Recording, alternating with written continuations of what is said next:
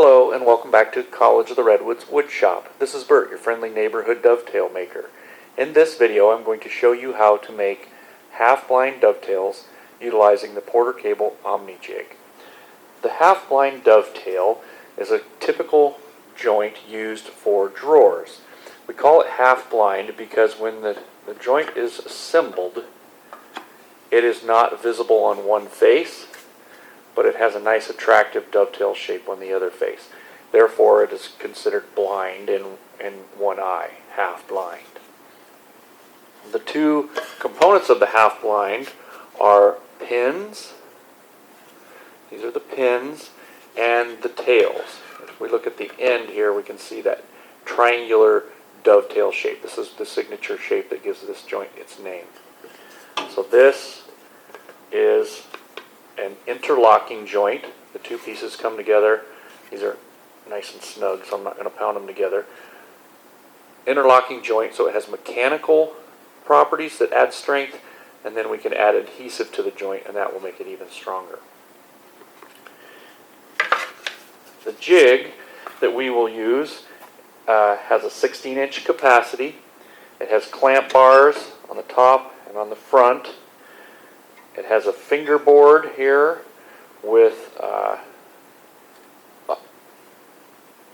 equally spaced fingers and a guard on the front to protect yourself and to balance your router. The router that we use for this jig is typical Porter-Cable 1 3/4 horse with a dovetail bit. You'll also note that there is a guide bushing in this router. This is an aluminum or steel bushing that is clamped, screwed into the base of the router, and the bit does not come in contact with that guide bushing. That guide bushing will follow the fingers here on the fingerboard, and this is how we will create a precise joint. It is important that you use the guide bushing and the proper bit for this jig, or the joint will not work. This is a dedicated router, meaning I leave it set up in a box. We don't use it for any other operations.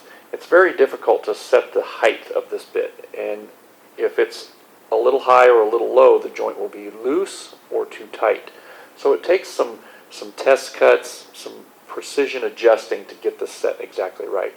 The good thing is that this bit will last a long time. It's carbide and it stays sharp for quite a while. We don't have to replace it very often.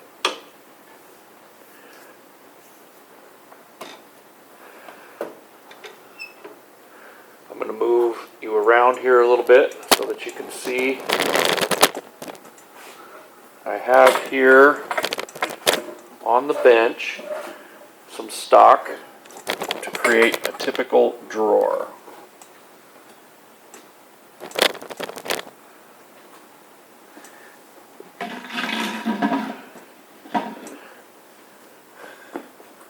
Please bear with me as I move the camera around. I don't have a cameraman. So this is a typical drawer. In this case, it is 9/16 thick stock, and I have it arranged on the bench in the manner that it will go together and produce a drawer. We have a front, a back, and two sides. Some important things that you need to do when you before you cut a drawer is that you need to label your stock and present it on the bench. Set it up here in a manner that you will prevent you from misplacing a piece or flipping it over and getting it upside down. On the whiteboard here, I have some key points which I will show you later on up close so that you can take notes from this. There are a lot of important steps to operating this jig and to producing a half-blind dovetail.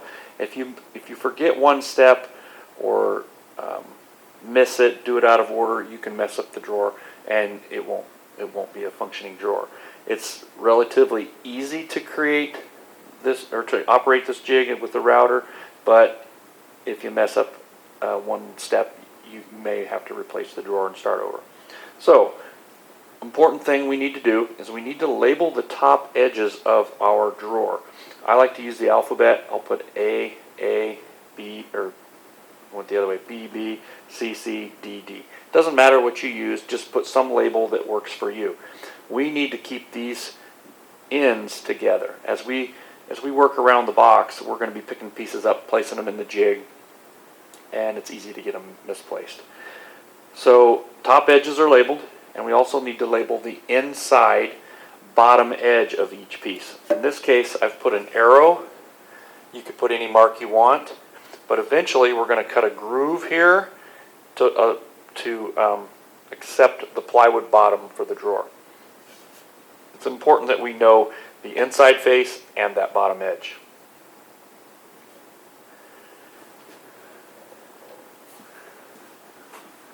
All right, back to the jig.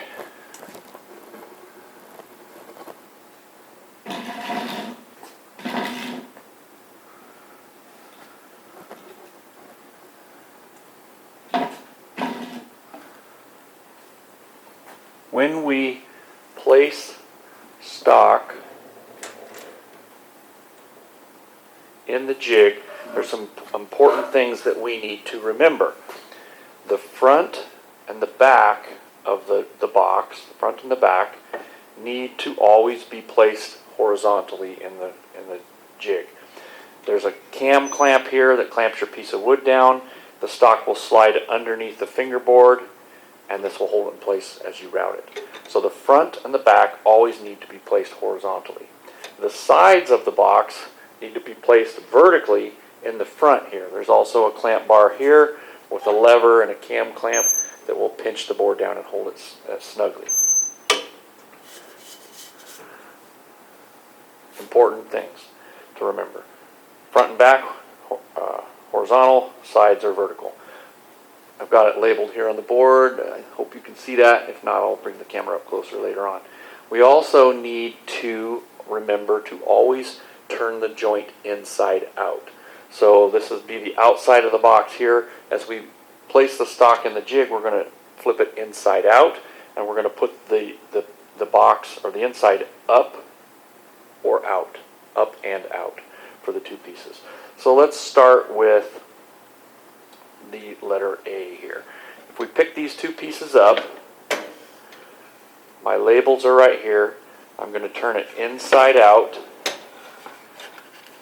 so that the inside is up and out, and now I'm ready to place it in the jig. The finished drawer should have symmetrical dovetails. That means that the joints on the left-hand side of the box and the right-hand side of the box, they should line up. To do that, they're going to be mirror images, or they're going to be symmetrical. To do that, we need to cut one joint on the left-hand side of the jig and the other on the right-hand side. And you want to be consistent as you go around the box. So that the best way to remember that is to take your label, in this case the AA, and place it towards the outside, or move it towards the outside of the jig.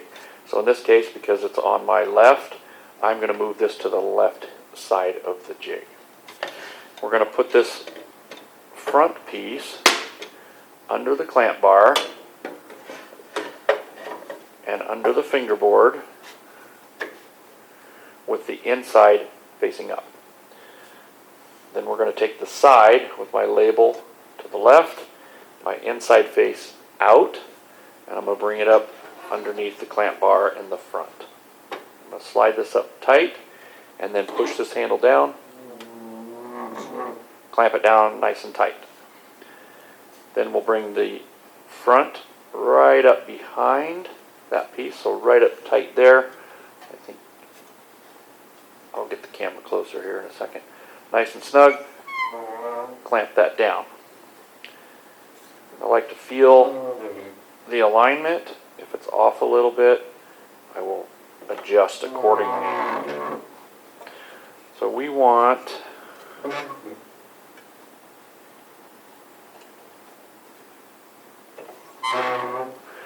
the end of the side to be nice and flush with that front piece. I'll bring you up here closer. So you can see that. If I'm not moving, flush, nice and flush there. As we clamp down,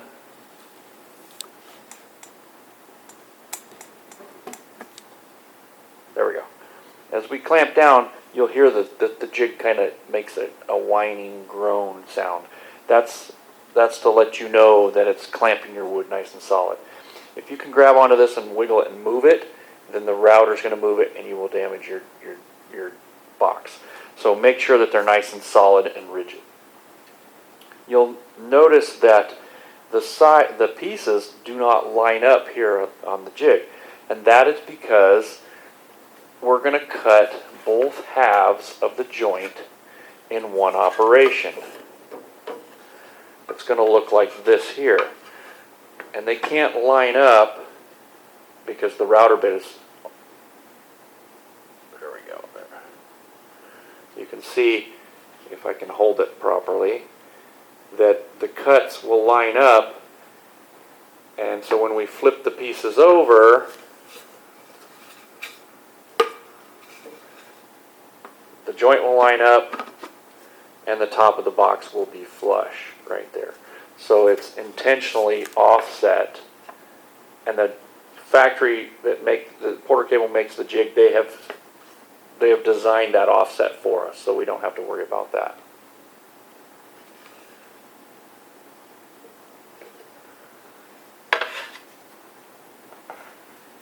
On each end of the jig, there are two dots. On the right hand side, they're red. There's a paint dot there and a paint dot here that's red. And on the left, there's a yellow dot. And those just serve as a reminder that we need to push the stock right up against that painted stop block. And on this side as well, we'll go all the way up to that. If we are up against the indicators, our stock is cut square, and we're nice and flush here, we're guaranteed that the joint will fit. It'll be nice and tight and snug, and it should line up on the top of the box.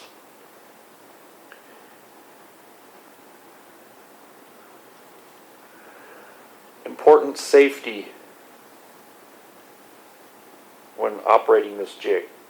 It's very important that you wear safety glasses and that you wear hearing protection. The router's loud, and you're fairly close to it, and it will damage your ears. So make sure you have hearing protection. Also, it's very important that when the router is in operation, if it's spinning or it's on, it should always be sitting on top of the jig.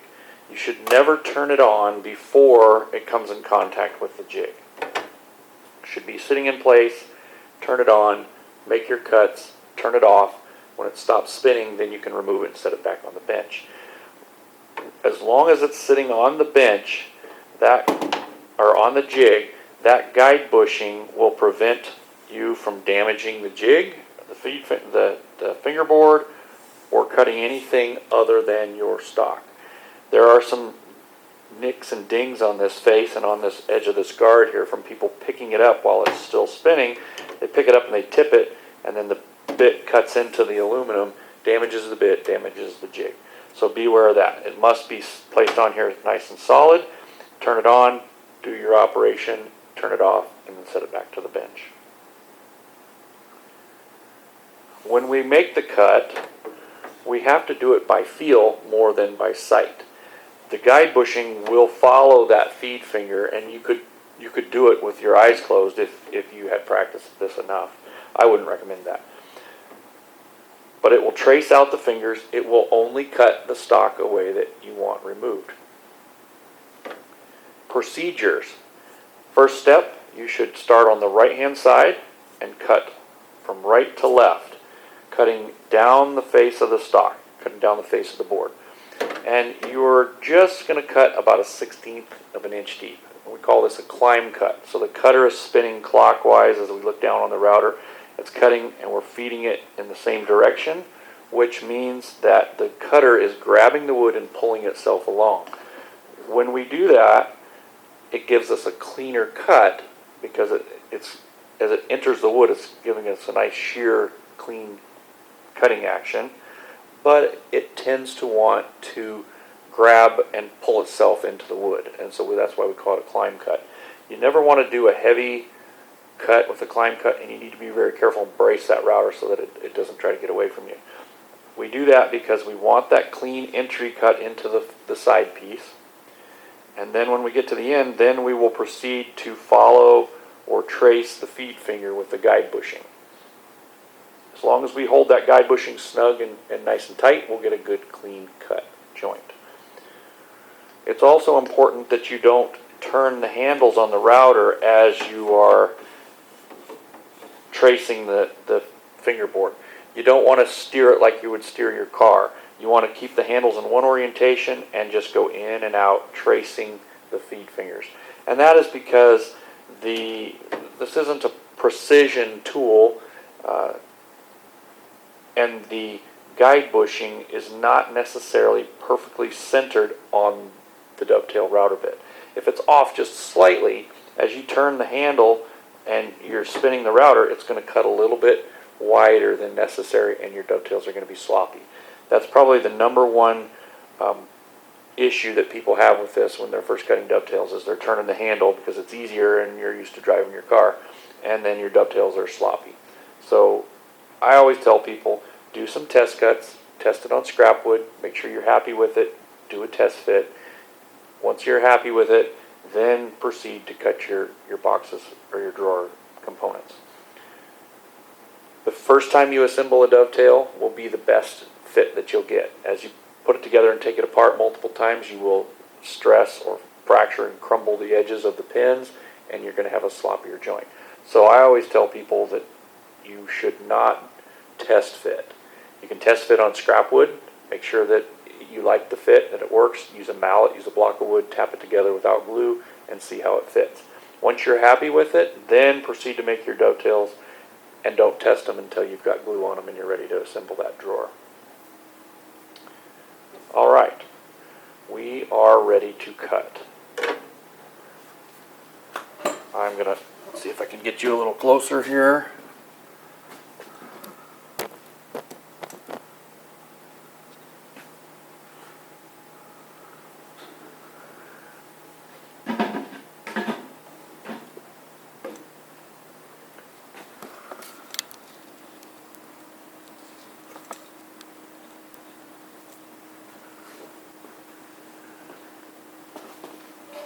And here we go.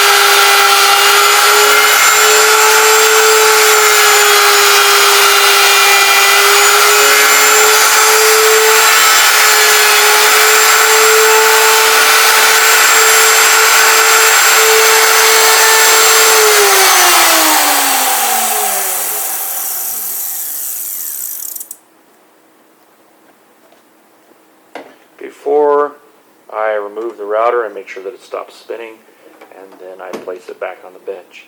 You should always unplug the router if you're going to leave it unattended. And now we can check our dovetails. I always like to look at each pin and make sure that it's been fully cut. So I'm checking to see that there's a nice smooth cut all the way around. It's very easy to come out, miss the end of a pin, jump back in there and leave a bump here, and then the dovetails won't go together. It's easily fixed as long as you leave it clamped up. Once you unclamp it out of here, it's difficult to put it back in and get the arrangement exact. If your stock is square, you have nice square ends, and it's flat and not cupped or warped, then it's possible. You can get it in there and you can adjust and make some adjusting cuts. But we try not to do that. This looks good, so I'm ready to remove it. Pull out the side. Pull out the front. And there we have a nice dovetail joint. Nice and flush. And I'm not going to put it together. I'm just holding it there to check and make sure that it works. Looks good.